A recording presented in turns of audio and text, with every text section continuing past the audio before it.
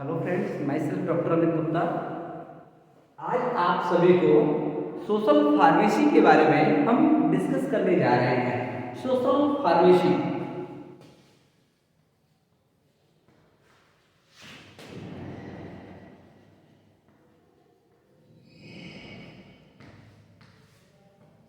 Social pharmacy क्या होता है? देखिए, सबसे पहले हम सोशल को जान लें। सोशल की मीनिंग क्या है?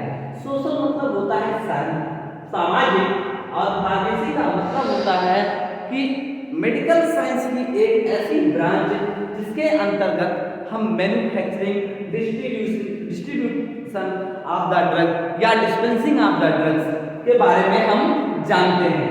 इसी क्रम में सबसे पहले हम सोशल फार्मेसी की डेफिनेशन जान लेते हैं। देखिए, सोशल फार्मेसी की डेफिनेशन जो है वो है इट इज ए, या कहते हैं this is discipline which deals with the medicine's role by the considering social and scientific humanistic perceptions is termed as social pharmacy। देखिए, सोशल फार्मेसी डिपेंड करती है सामाजिक और हमारे बिहेवियर साइंसेस पे। बिहेवियर मतलब हमारे व्यवहारिकता वाला ज्ञान हमें ज्यादा होनी चाहिए। तो सोशल फार्मेसी का, जैसा कि आपने डिफिनेशन जाना कि सोशल फार्मेसी क्या है, the discipline that deals with the medicinal role by the considering the social scientific humanistic perception term as social pharmacy. अब social pharmacy as a discipline या फिर सोशल फार्मेसी को हम ऑब्जेक्टिव कैसे जानते हैं? सोशल फार्मेसी का क्या क्या ऑब्जेक्टिव होता है? देखिए, सामाजिक जो फार्मेसी है उसमें जो है शिक्षा के व्यवहार को तथा उसकी गहराइयों को का निर्धारण और उसमें कंपैरिजन बहुत अच्छे से करवाता है। इसके साथ साथ एनालाइज करता है सोशल फार्मेसी को एजुकेशन के फील्ड में क्या डिफरेंट टाइप ऑफ फार्मास्यूटिकल क्या है, फार्मास्यूटिकल फीचर्स या फैसिलिटीज को अवेलेबल करवा करके। इसी क्रम में आप देखते हैं कि सोशल फार्मेसी रिसर्च वर्क के रूप में भी बहुत अच्छे से काम करती है। सामाजिक फार्मेसी अनुसंधान से जुड़ा हुआ हमारा जो स्वास्थ्य का अनुसंधान है, यानी समय समय पर हमारे स्वास्थ्य के लिए बहुत सारी योजनाएं जो आती हैं वो भी, उनका भी एजुकेशन, उनके बारे में रिसर्च, उनके बारे में उसको मैनिपुलेट करना, उसको लागू करवाना, किसी न किसी व्यवस्था का एक जो है आपका व्यवस्था के लिए, इन व्यवस्थाओं के लिए ये सोशल फार्मेसी का या उसका इंट्रोडक्शन होना अनिवार्य है। अब सोशल फार्मेसी रिसर्च के फील्ड में, एज सर्विस के फील्ड में ये वर्क कर रहा है। और इसी क्रम में आप देखते हैं कि सोशल फार्मेसी एजुकेशन, यानी कि सोशल फार्मेसी एजुकेशन से भी बहुत ज्यादा लेन देन है। कि आपको हम बता रहे हैं कि सोशल एजुकेशन में जैसे समाज शास्त्र हुआ, दर्शन शास्त्र हुआ, यानी एंथ्रोपोलॉजी हुआ, सोशियोलॉजी हुआ, बिहेवियर साइंस हुआ, इन सब चीजों के बारे में भी हमको जानकारी सोशल साइंस के सोशल फार्मेसी के अंतर्गत हम पढ़ते हैं। अब हम आगे देखते हैं कि सोशल फार्मेसी ऐसे पब्लिक हेल्थ में उसका क्या, या सार्वजनिक स्वास्थ्य के सुधार के क्षेत्र में सोशल फार्मेसी का क्या महत्व है। सोशल फार्मेसी का महत्व जो है, सार्वजनिक स्वास्थ्य के सुधार में सोशल फार्मेसी का क्या महत्व है? देखिए, सबसे पहले सोशल फार्मेसी एक डिसिप्लिन जो है वह टर्म है जो कि बिहेवियर साइंस से रिलेटेड है, जैसा मैंने बताया, और मेडिसिन से रिलेटेड है। दूसरा हम बता रहे हैं कि इसमें प्रबंधन संबंधी, यानी कि आपको जो है प्रबंधन संबंधित भी नॉलेज के बारे में बताया जाता है। और इसके अंतर्गत आपको बताएं कि जैसे इसमें ट्रेंड फार्मासिस्ट को आपको मेडिकेशन के बारे में, या फिर कैसे आपके हॉस्पिटल में काउंसलिंग करना है और क्या करना है, जैसे मेडिकल रिव्यू लेना है, फोकस करना है समय समय पर, इन सब चीजों के बारे में आपको जो है सोशल फार्मेसी बताती है। इसके साथ role of pharmacist in public health में एक फार्मासिस्ट का क्या रोल होता है वो मैं आपको बताने जा रहा हूँ।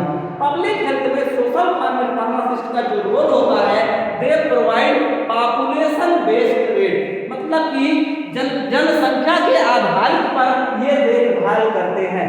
यानी कि जो रोल है फार्मासिस्ट का पब्लिक हेल्थ में, they provide population based rate, और क्या करते हैं, कंडक्ट करते हैं प्रिवेंशन ऑफ द डिजीजेस, और जो भी रोकथाम किसी रोग का देखभाल के लिए, रोगों को देखभाल के लिए भी वो जिम्मेदार होते हैं।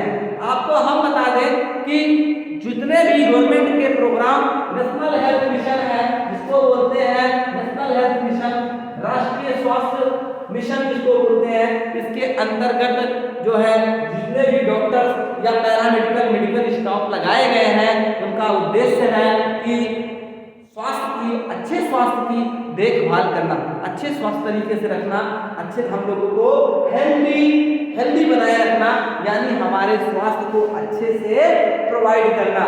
ऐसे वेरियस टाइप ऑफ इक्विपमेंट की मदद से, या फिर मेडिकेशन की मदद से, या फिर काउंसलिंग की मदद से।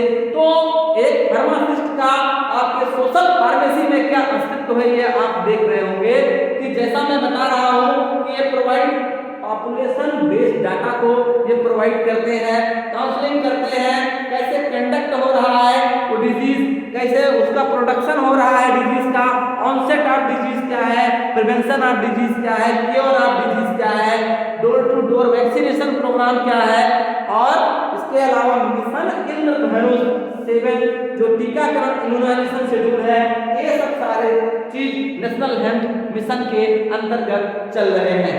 आगे फिर बताते हैं हम आपको कि कुछ ऐसी भी अथॉरिटी होती है जो नॉन गवर्निंग अथॉरिटी होती है, वो भी आप लोगों के साथ जुड़ करके काम करती है।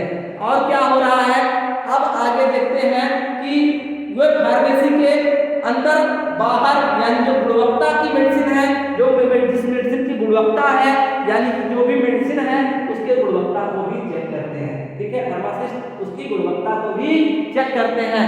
दे formulate manufacture quality of medicinal, है ना, medicine quality of medicine with pharmacy practice, और फार्मेसी प्रैक्टिस में इस चीजों का भी हम क्या करते हैं, ज्ञान प्राप्त करते हैं और स्टेब्लिश करते हैं वेल क्वालिफाइड एक हॉस्पिटल।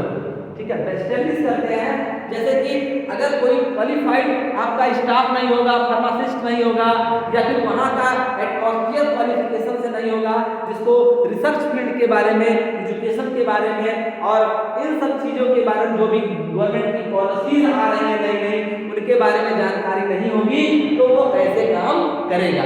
इसी क्रम में मैं आगे बढ़ता हूँ कॉन्सेप्ट ऑफ डिजीज पे। कॉन्सेप्ट ऑफ डिजीज क्या है? कॉन्सेप्ट ऑफ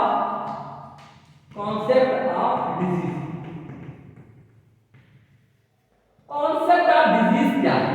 देखिए, किसी रोग की अवधारणा, देखिए WHO ने, यानी वर्ल्ड हेल्थ ऑर्गेनाइजेशन ने 1948 में एक परिकल्पना दी कि अगर एक स्टेट पर मेंटल, फिजिकल एंड सोशल हम वेल बीइंग और कोई एब्सेंस ऑफ डिजीज है, तो हम कह सकते हैं कि आई एम हेल्दी, मतलब मैं स्वस्थ हूँ। इसी क्रम में नेशनल हेल्थ प्रोग्राम जब आया इंडियन गवर्नमेंट के द्वारा, कब आया? 1983 में कब आया? 1983 में नेशनल हेल्थ प्रोग्राम। तो नेशनल हेल्थ प्रोग्राम इस एम से आया, इस लक्ष्य को लेकर के आया कि वो क्या करेगा, प्रॉपर हेल्थ सर्विसेज को प्रोवाइड करेगा, checking of the infectious disease. तो ये क्या करेगा, प्रॉपर हेल्थ सर्विसेज को प्रोवाइड करेगा, प्रॉपर हेल्थ सर्विसेज को प्रोवाइड करेगा, और इन्फेक्शियस डिजीज को भी क्या करेगा, वो जांच करेगा, पता लगाएगा, और ये क्या करेगा कि कैसे, और उसका प्रॉपर क्या करेगा, प्रॉपर ट्रीटमेंट करेगा। ठीक है, प्रॉपर क्या करेगा, ट्रीटमेंट। और क्या दूसरा रोल है? दूसरा रोल है इसका टू इस्टेब्लिश क्या है, primary health centre, CHC and सब सेंटर्स, डेवलप करेगा।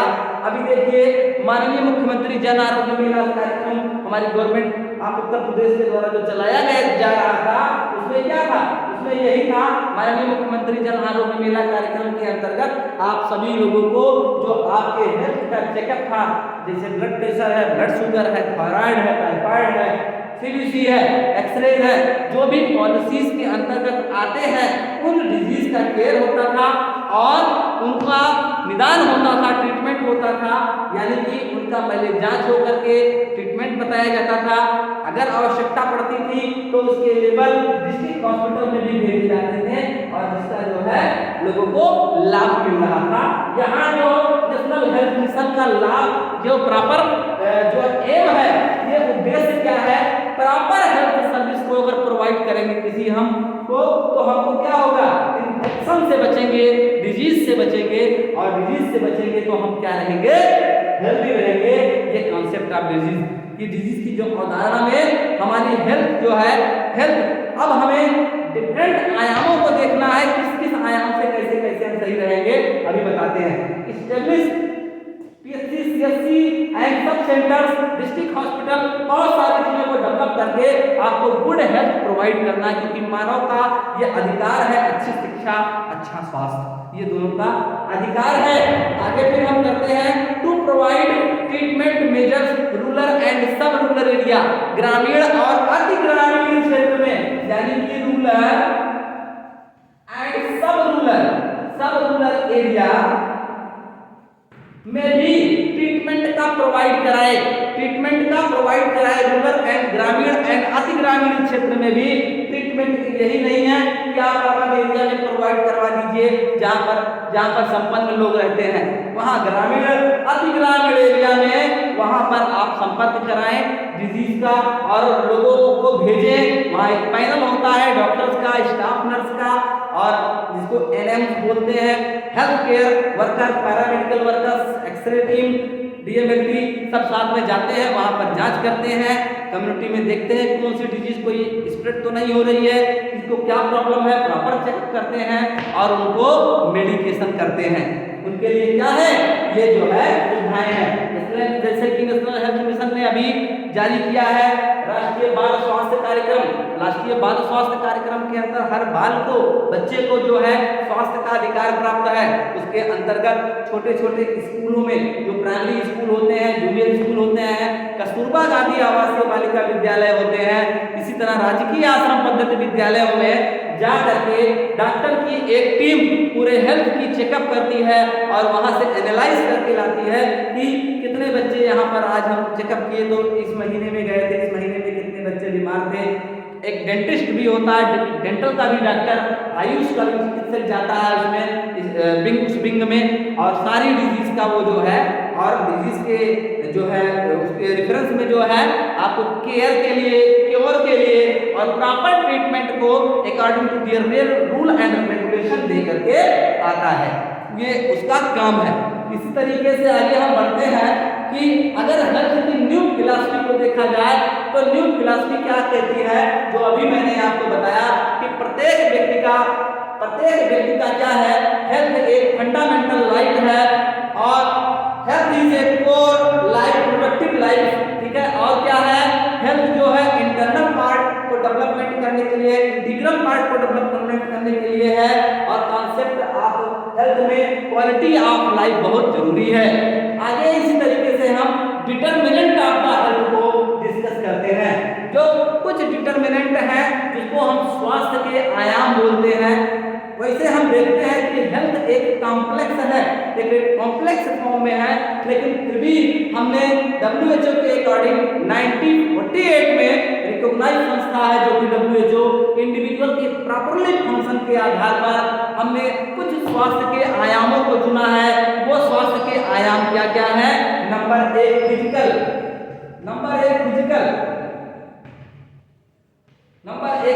हेल्थ, दूसरा जो है मेंटल हेल्थ, फिजिकल हेल्थ, दूसरा है मेंटल हेल्थ और तीसरा आपका क्या हो गया? Social health. देखिए इन हेल्थ के बारे में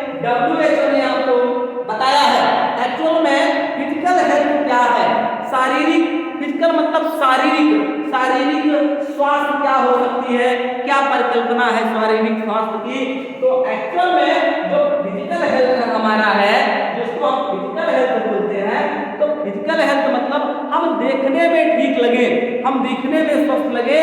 जैसे मैं आपको पढ़ा रहा हूँ, इसके मतलब मैं हेल्दी हूँ। अगर अनहेल्दी होता, लाइक हमारी कुछ कार्डियोवैस्कुलर डिजीजेज यानी लाइक ब्लड प्रेशर, फीवर होता, बुखार जिसको कहते हैं, खांसी आ रही होती, बॉडी एक होता, रेस्टलेसनेस होता, कोई डिजीज की अवस्था अगर होती, तो मैं आपको आकर के फिट करके पढ़ा ना सकता। तो फिजिकल हेल्थ का मतलब यह है कि फिजिकल हेल्थ क्या इंडिकेट कर रहा है, proper functioning of the body. Physical health state indicate proper functioning of the body, जिसके अंतर्गत हमारा जो बॉडी का अगर देखा जाए तो गुड कॉम्प्लेक्शन आ सकता है। क्या आएगा, बॉडी का गुड कॉम्प्लेक्शन है, ठीक है, ब्राइट आईज है, चमकीला चमकीली आंखें एकदम चमकती चमकती, और हमारा क्या है, और बताइए, गुड एपेटाइट, भूख भी अच्छी लगेगी, भूख भी अच्छी लगेगी, यानी कि भूख प्यास अगर अच्छी लग रही है, यानी हम कहेंगे कि हम अपने आप को हेल्दी है। क्लीन स्किन होनी चाहिए, क्या होगा, क्लीन स्किन, क्लीन स्किन साफ सुथरी स्किन है, और क्या है, क्लीन डीप ब्रीथ,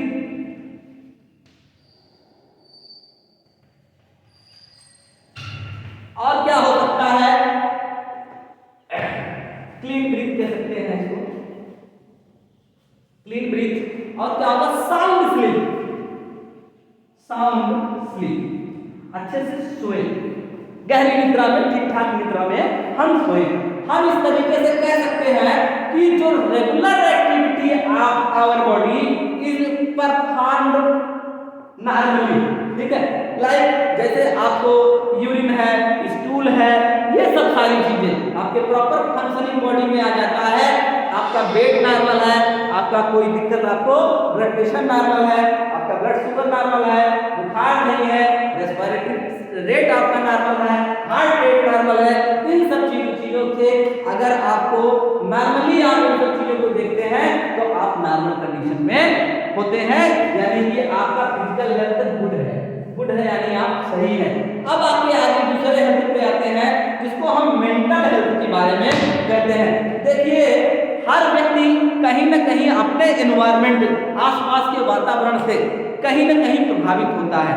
हम जैसे ही एटमॉस्फेयर को चेंज करते हैं, वातावरण को चेंज करते हैं, स्थान से दूसरे स्थान पर जाते हैं, तो कहीं ना कहीं हम उससे प्रभावित होते हैं। तो मेंटल हेल्थ में हमको एक बैलेंस बनाना पड़ेगा इंडिविजुअल के साथ में और उसकी सराउंडिंग्स के साथ में।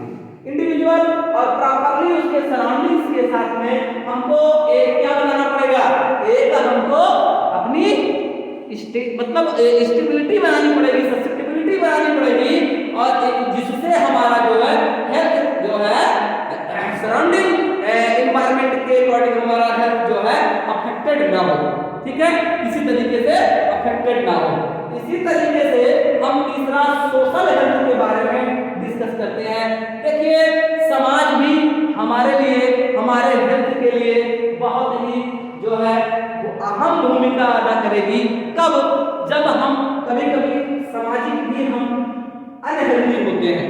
सामाजिक अनहेल्दी कैसे कैसे हैं, जैसे किसी व्यक्ति का क्वालिटी और क्वांटिटी या फिर इंडिविजुअल का इंटरपर्सनल रिलेशनशिप अच्छा नहीं है, उस समय भी हम एक तनाव की स्थिति में बने रहते हैं। या फिर आपका बोलने बातने या किसी व्यक्ति के साथ मेल जुलाप, जैसे मान लीजिए आपने कहीं स्थान चेंज किया, आप गए और वहां पर आप किसी के साथ में इजी से नहीं शेयर कर पा रहे हैं अपनी प्रॉब्लम्स को, वहां भी आप कहीं ना कहीं सोशली आप जो है फिट नहीं बैठ पा रहे हैं। समाज में जब आप जाते हैं तो क्या हर जगह आपको हर लोग जानते हैं? नहीं, लेकिन फिर भी आप कैसे वहां पर अपने आप को एडजस्ट करते हैं, वहां पर बिना किसी मेंटल प्रेशर को, ये आप खुद स्वयं कर सकते हैं। ठीक है, ये आप स्वयं खुद कर सकते हैं, आप देखते हैं, आप स्वयं खुद कर सकते हैं। इसी के साथ साथ एक है स्पिरिचुअल हेल्थ, चौथा भी है स्पिरिचुअल। Spiritual health. आध्यात्मिक हेल्थ में देखिए बहुत सारे इंडिविजुअल्स होते हैं, उनको क्या है कि मैं यहाँ जाऊंगा ठीक हो जाऊंगा, यहाँ चला जाऊंगा तो मैं ठीक हो जाऊंगा, ये कर दूंगा तो मैं ठीक हो जाऊंगा। कहीं न कहीं अध्यात्म स्वास्थ्य जिसमें एक व्यक्ति के मामले को जानने के लिए परिभाषित किया जाता है, जिसमें उसको मूलभूत रूप से उसके विश्वास को काउंट किया गया है, उसका विश्वास कैसा है। तो ये it is all about your social pharmacy concept of disease. Thank you class. आगे की क्लास में डिटर्मिनेंट ऑफ द हेल्थ को हम आपके डिस्कस करेंगे। नमस्ते।